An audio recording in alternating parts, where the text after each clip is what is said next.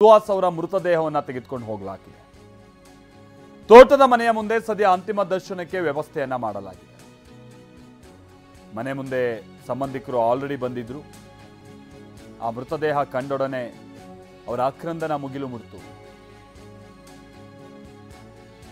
ಮನೆ ಮುಂದೆ ಇದ್ದಂತ ಅವ್ರ ಸಂಬಂಧಿಕರೆಲ್ಲ ಕಣ್ಣೀರು ಸುರಿಸಿದ್ರು, ಗೋಳಾಡಿದ್ರು. ಭಾರತ್ ಮಾತಾ ಕಿ ಜೈ ಅನ್ನುವಂತ ಘೋಷಣೆಗಳು ಮೊಳಗಿದ್ವು. ಸುಹಾಸ್ ಶೆಟ್ಟಿ ಅಮರ್ ಹೇ ಅಂತ ಹೇಳಿ ಘೋಷಣೆಯನ್ನ ಕೂಗಲಾಯಿತು. ಹಿಂದೂ ಕಾರ್ಯಕರ್ತರು ಬಹಳ ಹೆಚ್ಚಿನ ಸಂಖ್ಯೆಯಲ್ಲಿ ಅಲ್ಲಿ ನೆರೆದಿದ್ದಾರೆ. ಅವರ ಸಂಬಂಧಿಕರುಗಳು ಕೂಡ ಇದ್ದಾರೆ.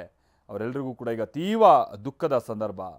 ಸುಹಾಸ್ ಶೆಟ್ಟಿ ಮೃತದೇಹ ಅವರ ಮನೆ ತಲುಪ್ತಾ ಇದ್ದ ಹಾಗೆ ಅವರು ಗೋಳಾಡ್ತಿದ್ದಾರೆ, ಕಣ್ಣೀರು ಹಾಕ್ತಾ ಇದ್ದಾರೆ, ಬಹಳ ದುಃಖದಲ್ಲಿದ್ದಾರೆ, ಬೇಸರದಲ್ಲಿದ್ದಾರೆ, ಸಿಟ್ಟಿದೆ, ಆಕ್ರೋಶ ಇದೆ. ಅದರ ಜೊತೆಗೇನೆ ಸುಹಾಸ್ ಶೆಟ್ಟಿ ಅಮರ್ ರಹೇ ಅಂತ ಹೇಳ್ಕೊಂಡು ಘೋಷಣೆಯನ್ನು ಕೂಗಿದ್ರು. ನಾವಿಲ್ಲಿ ನೋಡ್ತಾ ಇದೀವಲ್ಲ, ಇದು ಸುಹಾಸ್ ಶೆಟ್ಟಿ ಅವರ ಮನೆ.